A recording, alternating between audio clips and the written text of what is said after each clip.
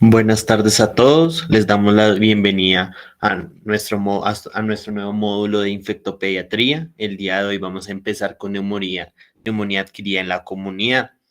Para este entonces, la revisión va a estar a cargo del estudiante Sebastián Matiz Quiroga, estudiante de octavo semestre, y de tutor va a estar el doctor Mario Cuellar, pediatra intensivista del Hospital Militar Central.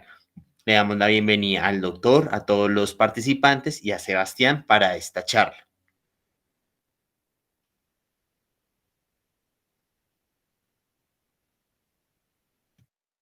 Les recordamos a todos los participantes que a lo largo de la charla pueden ir dejando sus preguntas por medio del chat para cuando Sebastián termine su revisión poder responder a sus preguntas.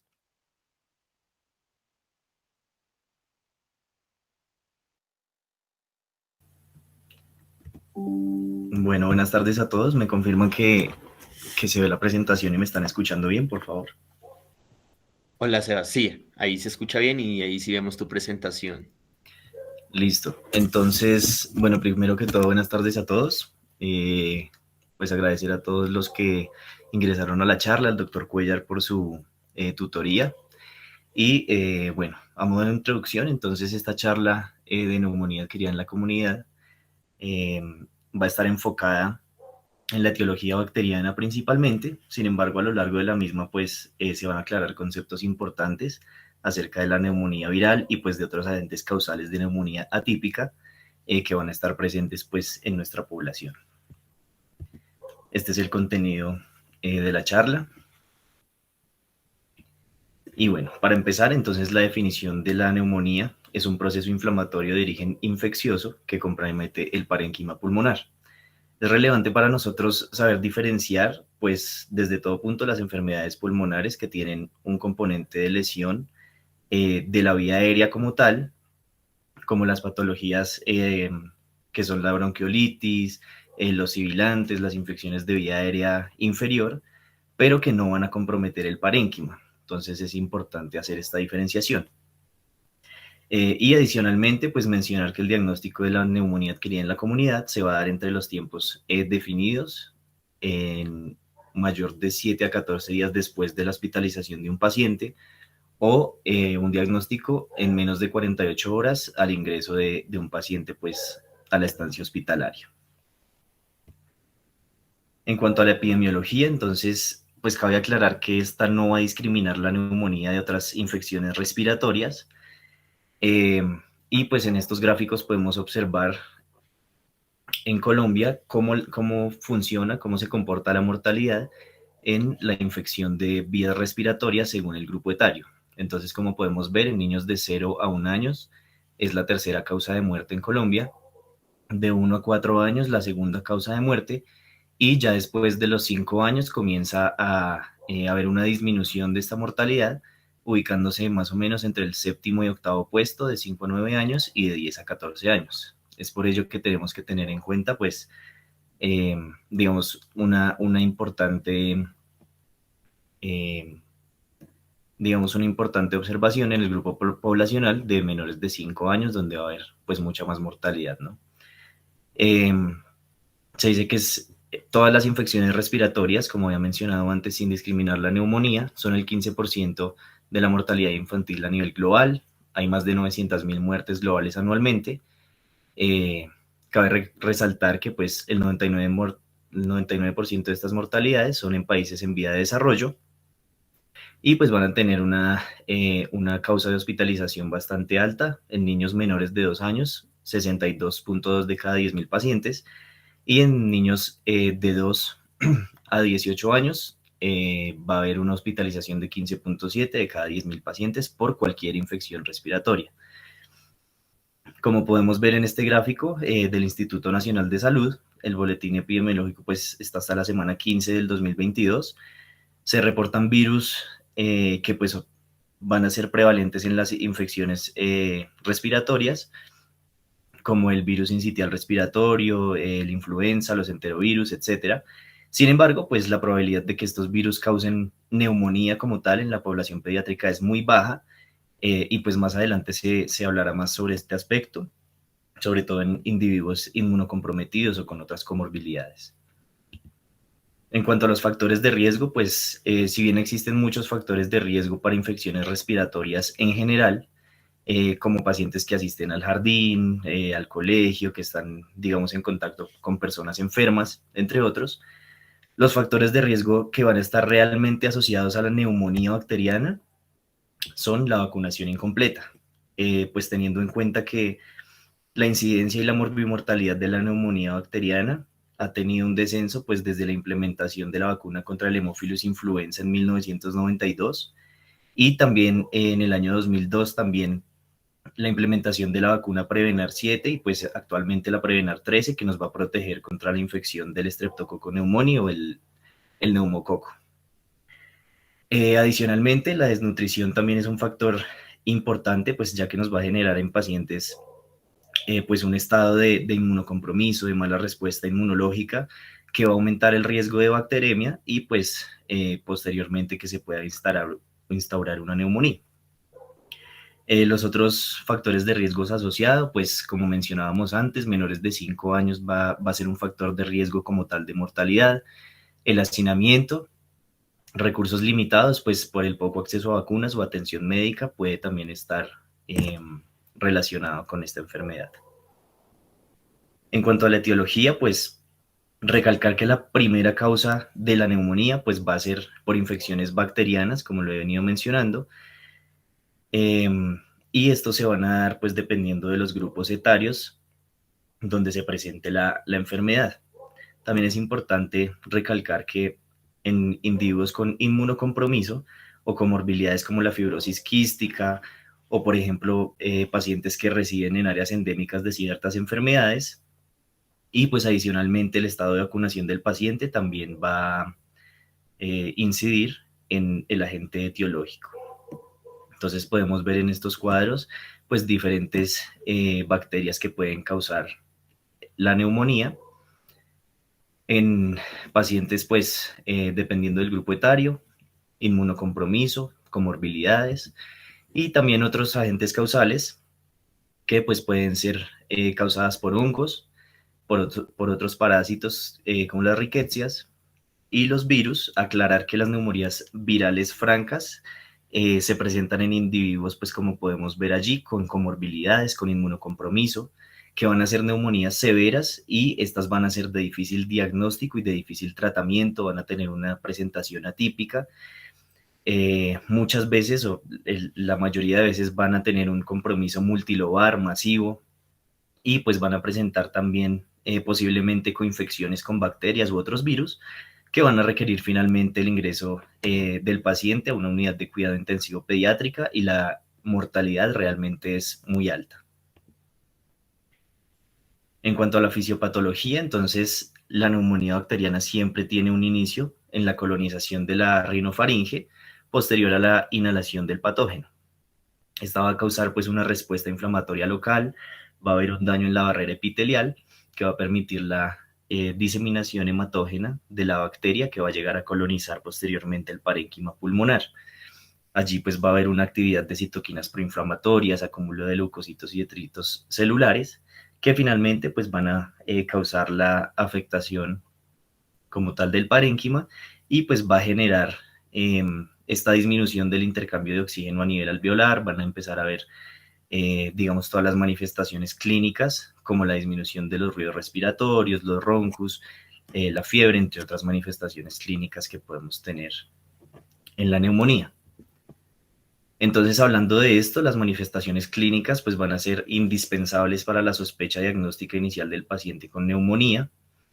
Generalmente en la aproximación inicial al paciente nos vamos a enfrentar generalmente a un cuadro clínico de inicio rápido, con hallazgos como el aspecto general del paciente, que va a ser un aspecto regular, va a tener normalmente una fiebre mayor a 39 grados, de difícil manejo, puede haber tos productiva generalmente, signos de dificultad respiratoria según el grupo etario, es decir, pues pueden haber desde aleteo nasal, tirajes intercostales, cianosis, etcétera.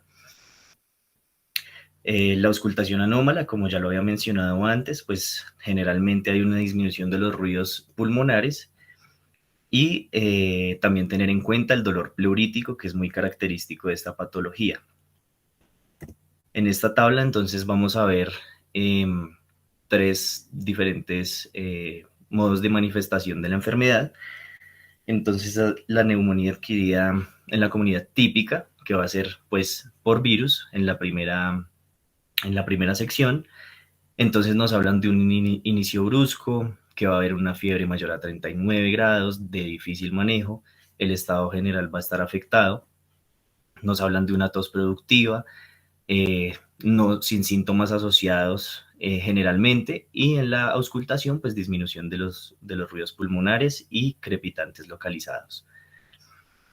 En la neumonía atípica nos mencionan otras características que van a ser en niños menores, que pues, como mencionaba antes, pueden estar en inmunocompromiso, que va a tener un inicio más gradual, sin embargo, pues, como mencionaba, va a ser más severo, va a ser bilateral y pues van a poder estar asociados a diferentes síntomas como conjuntivitis, mialgias, etcétera. Y ya otra neumonía atípica que va a tener un inicio insidioso, también va a tener fiebre menor a 39 grados y pues digamos que la instauración o la presentación de las manifestaciones clínicas van a ser mucho más complicados, digamos, de diagnosticar y pueden presentar diferentes manifestaciones como cefaleas, mialgias, pueden presentar tanto crepitantes como sibilancias y también puede ser uni o bilaterales. Entonces, digamos que esta presentación pues es la más difícil de diagnosticar inicialmente. En cuanto al diagnóstico, entonces pues va a ser un diagnóstico clínico y radiológico. Pues es importante resaltar que las manifestaciones clínicas previamente mencionadas van a tener que asociarse generalmente a una radiografía de tórax en donde se pueden ver consolidaciones, como podemos ver en estas imágenes, ya sean lobares, multilobares, pueden ser bilaterales, pueden presentar derrame pleural en casos complicados, pero es importante la toma de una placa de tórax para ver el estado, para el diagnóstico y para ver el estado del paciente. Otros paraclínicos que podemos utilizar, entonces, bueno, inicialmente pues se debe realizar un hemograma para evaluar el estado del paciente, donde pues la respuesta leucocitaria vamos a poder evidenciar, digamos que lo normal va a ser la alteración de las líneas celulares, que van a estar más por encima de lo normal, va a haber una leucocitosis. Sin embargo, en la práctica clínica es de más importancia y de más gravedad y nos debe llamar más la atención cuando los pacientes tienen leucopenias, que nos pueden hablar de una mala respuesta inmune del paciente, que nos va a hablar de una enfermedad más grave, al igual que si presenta trombocitopenia o anemia. Entonces, digamos que como conclusión del hemograma, pues lo que uno espera es un aumento de las líneas celulares de defensa y no una disminución de estas que pues nos va a hablar de mayor mortalidad en los pacientes. Otros paraclínicos que nos van a funcionar, digamos, para la evaluación del estado clínico del paciente y no como diagnóstico, es la PCR, y la procalcitonina, las cuales han tenido, digamos, un cambio en su forma de interpretación. Digamos que antes estos paraclínicos se consideraban tomar para evidenciar o para diagnosticar la neumonía. Sin embargo, se ha evidenciado, sobre todo después de la pandemia, que estas aumentan en cualquier estado inflamatorio y que no necesariamente van a aumentar específicamente con bacterias, sino también con virus.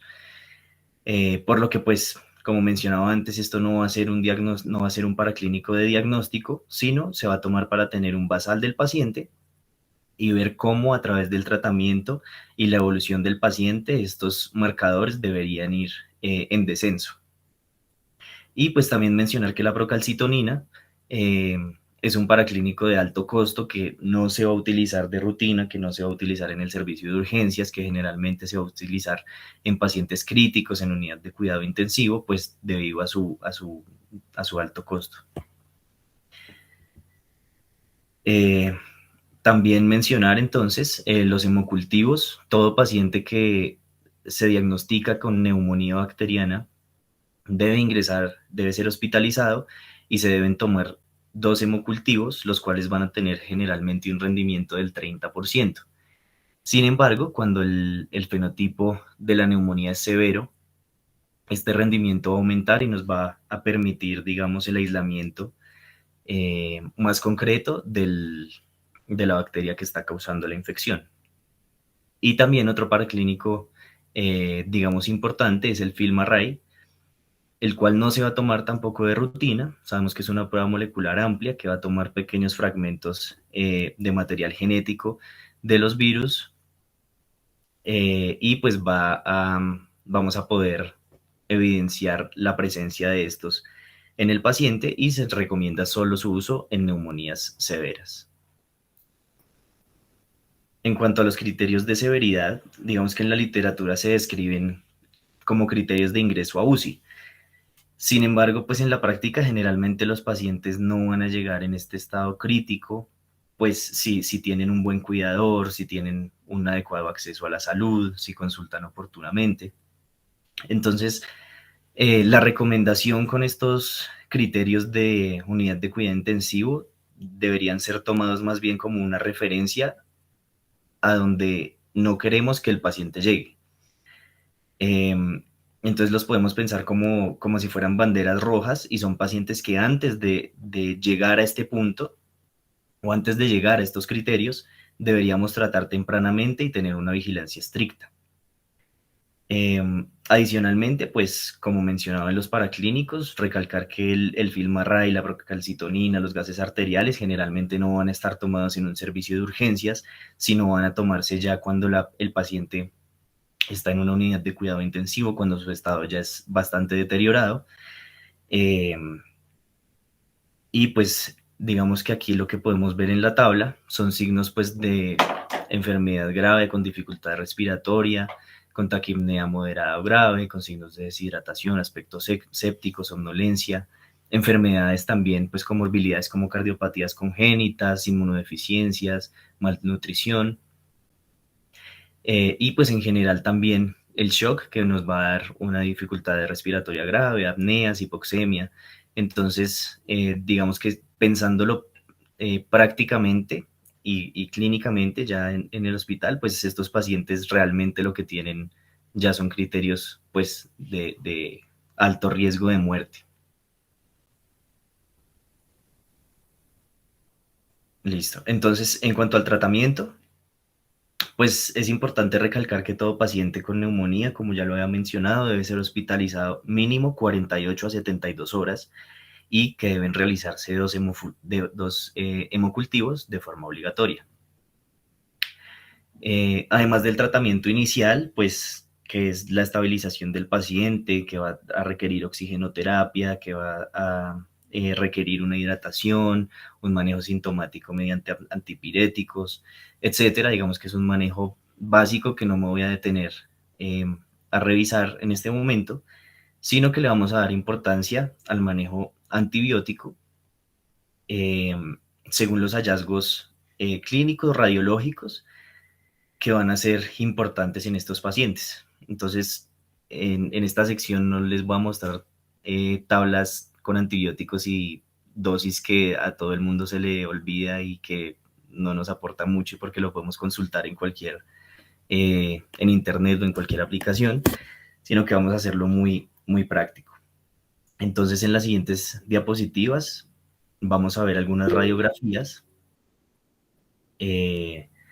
Vamos a darle el nombre y el apellido a la neumonía que estamos viendo y el tratamiento.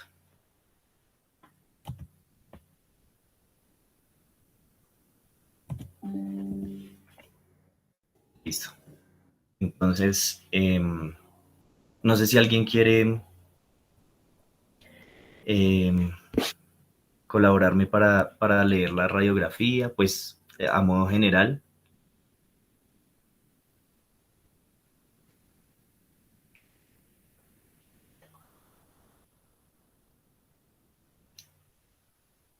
Bueno, entonces continúo. Entonces, bueno, en esta radiografía lo que podemos observar es solo unas opacidades lobares unilaterales y pues no se evidencia derrame pleural, se ven los ángulos costofrénicos despejados. Aquí también tenemos la lateral y en esta vemos lo mismo, es una consolidación lobar o segmentaria unilateral sin derrame pleural. Entonces el nombre de esta neumonía va a ser una neumonía no complicada que vamos a poder manejar intrahospitalariamente, principalmente con penicilina cristalina, 200.000 unidades kilogramo día, pues distribuida en dosis cada 4 horas, o ampicilina, 200 miligramos kilogramo día, con una frecuencia pues cada 6 horas. Y ya en el manejo ambulatorio, esta es la neumonía no complicada, es la única que vamos a poder manejar ambulatoriamente después de la observación durante 48 a 72 horas, pues por vía oral, amoxicilina, 90 miligramos kilogramo día, con una frecuencia de cada 8 horas. Luego vamos a ver en esta placa de tórax, entonces lo que podemos ver es que es multilobar, tiene un compromiso multilobar, unilateral y que no tiene derrame pleural en ninguno de los dos campos pulmonares. Entonces, para darle el nombre y apellido a esta neumonía, vamos a decir que es una neumonía complicada, que va a ser una neumonía multilobar unilateral. En este caso vamos a diferenciar si el paciente tiene la vacunación completa o si el paciente no tiene la vacunación completa. Si el paciente tiene la vacunación completa, vamos a tratarlo con ampicilina sulbactam, 200 miligramos kilogramo día, con una frecuencia pues de dosis cada 6 horas. Y si el paciente no está vacunado, no tiene el esquema de vacunación, vamos a manejarlo con ceftriaxona, 50 miligramos kilogramo día, cada día, cada 24 horas. En esta radiografía, entonces, lo que vamos a observar más evidentemente es en el campo pulmonar izquierdo un derrame pleural, pues por el borramiento del ángulo costofrénico. Y vamos a darle nombre y apellido, es una neumonía complicada, lobar con derrame pleural. Entonces aquí, de igual manera, vamos a diferenciar pacientes con vacunación completa, ampicilina sulbactam, igual que en el anterior caso, 200 miligramos kilogramo día cada 6 horas. Y en el paciente que no está vacunado para neumococo o para Haemophilus influenza, vamos a tener que usar ceftriaxona, 50 miligramos kilogramo día, cada día, más clindamicina, de 30 a 40 miligramos kilogramo día, con una frecuencia cada 6 a 8 horas. En esta, lo que vamos a ver, pues, es una consolidación multilobar, unilateral, y también está asociado a un derrame pleural. Entonces, para darle el nombre y apellido, también es una neumonía complicada, pero va a ser multilobar unilateral con derrame pleural. Vamos a manejarlo con ceftriaxona, 50 miligramos kilogramo día cada 24 horas, asociado a clindamicina de 30 a 40 miligramos kilogramo día, cada 6 a 8 horas. Aquí, en esta radiografía, podemos ver un compromiso mucho mayor. Podemos ver pues consolidaciones multilobares bilaterales y que pueden o no tener derrame pleural. Entonces, el nombre y el apellido es una neumonía complicada, multilobar bilateral, y pues dependiendo de los hallazgos, con o sin derrame pleural, se van a manejar de la misma forma. Aquí ya vamos a tener la asociación de 3 antibióticos, que va a ser la vancomicina, 60 miligramos kilogramo día con una frecuencia de cada 6 horas, la ceftriaxona, 50 miligramos kilogramo día cada día, y aquí tenemos 2 opciones, que es oxacilina o clindamicina. Si es con oxacilina, 200 miligramos kilogramo día cada 6 horas, o clindamicina de 30 a 40 miligramos kilogramo día, dividido pues en dosis por cada 6 horas.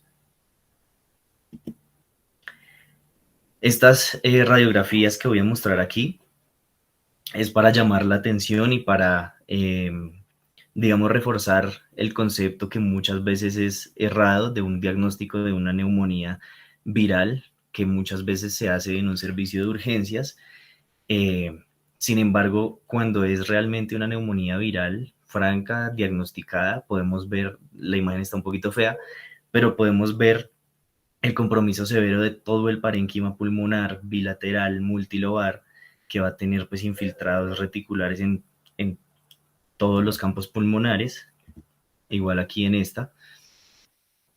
Como podemos ver, pues la severidad de estas neumonías, eh, nomás con la radiología ya llama la atención y ya es evidente. Eh, entonces, pues la invitación es a que se haga un diagnóstico, digamos, mediante la clínica.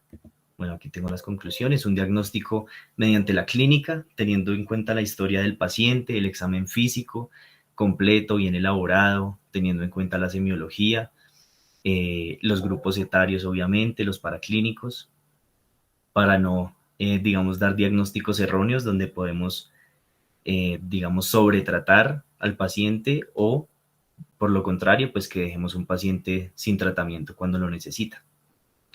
La etiología de la neumonía adquirida en la comunidad se debe tener en cuenta, pues mediante la historia clínica, los rangos de edad, obviamente las comorbilidades, si es un paciente con inmunocompromiso, todos los factores de riesgo que hablamos durante la charla, la semiología del paciente. Los criterios de gravedad son indispensables para las decisiones clínicas del médico para prevenir la progresión y la mortalidad.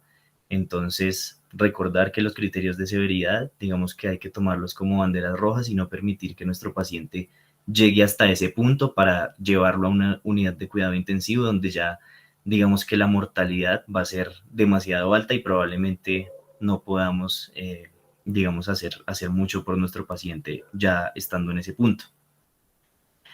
El uso de los antibióticos, pues como siempre, digamos que es tendencia en la medicina actual, pues no deben usarse, eh, digamos, a diestra y siniestra a cualquier paciente que llegue con una infección de vías respiratorias. Siempre debe ser basado en un análisis individualizado del paciente. Y pues recordar que la neumonía debe ser tratada intrahospitalariamente, siempre con la recomendación de tomar 2 hemocultivos sí o sí, y pues que la neumonía atípica y viral pues deben ser de mayor cuidado por su riesgo de muerte y por su requerimiento de ingreso del paciente a unidad de cuidados intensivos.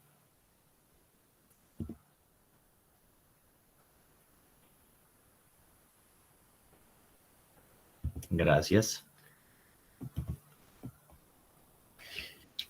Muchas gracias, Sebas, por la exposición. Recomendamos a todos los participantes en realizar sus charlas por medio del chat o a activar su micrófono.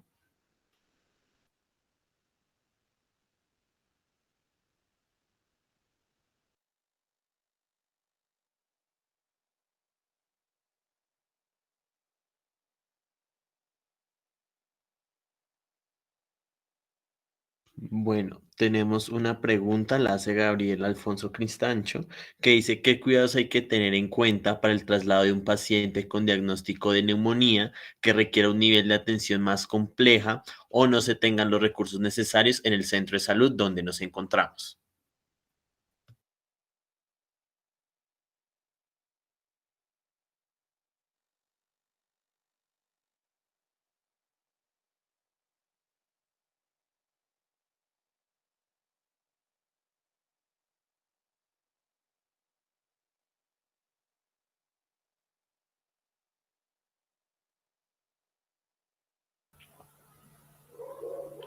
Eh, bueno, entonces, respecto a esta pregunta, entonces, bueno, como mencionaba pues durante la charla, digamos, un momento.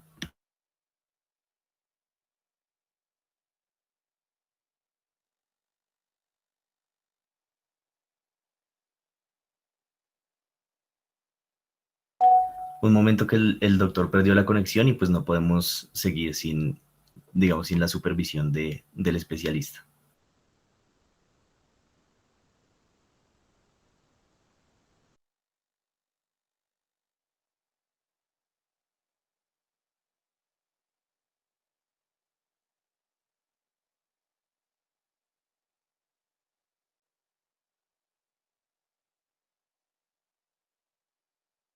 De igual forma, mientras el doctor se conecta, le recordamos a todos nuestros participantes llenar el link de asistencia que se envió por medio del chat.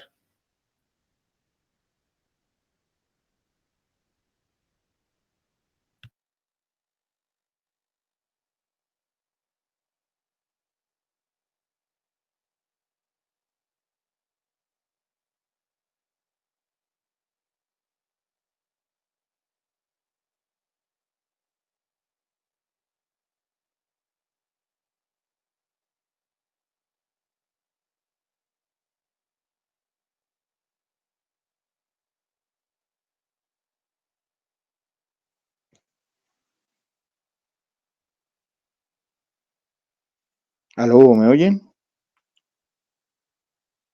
Sí, doctor, ahí lo escuchamos. Que tuve al final, cuando usted estaba mostrando las últimas placas de virus, algo le pasó a mi teléfono y me sacó de la reunión y no me puedo volver a unir, pero ya estamos todo bien.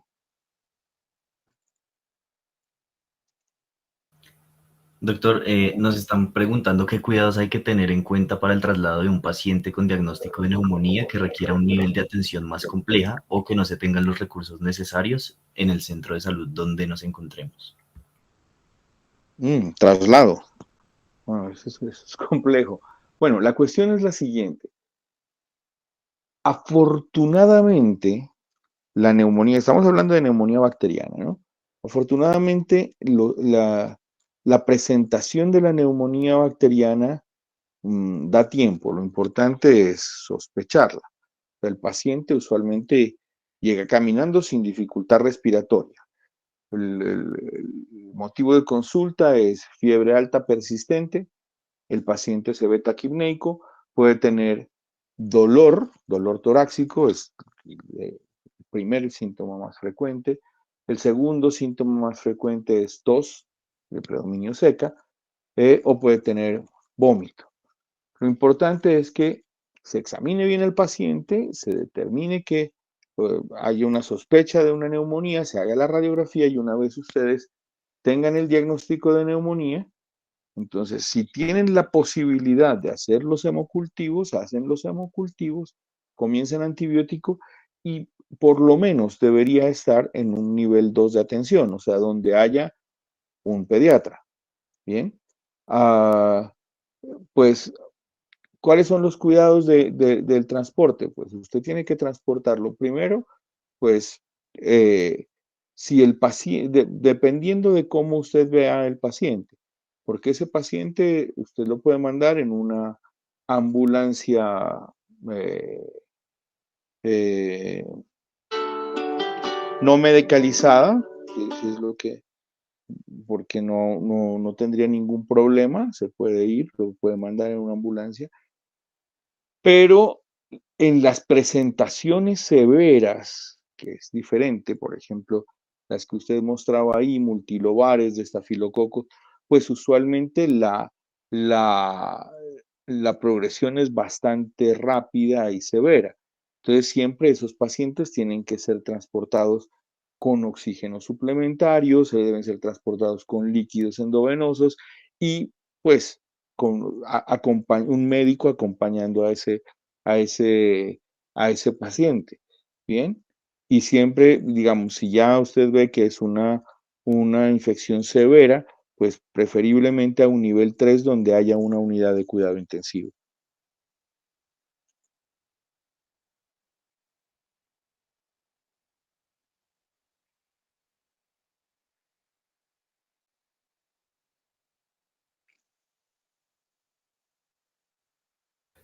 Listo, doctor, muchas gracias por la pregunta. No sé si alguno de los participantes tenga otra pregunta. Recuerden que pueden activar su micrófono o realizar la pregunta por medio del chat.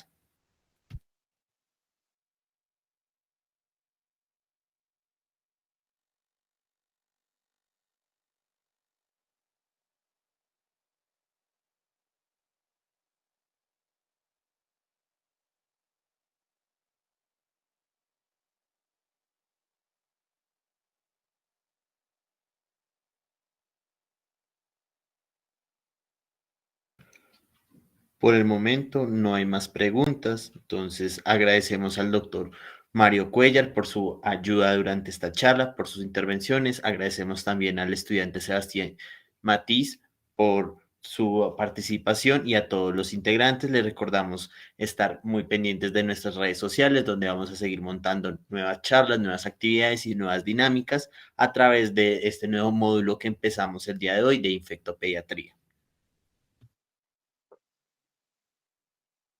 Bueno, muchas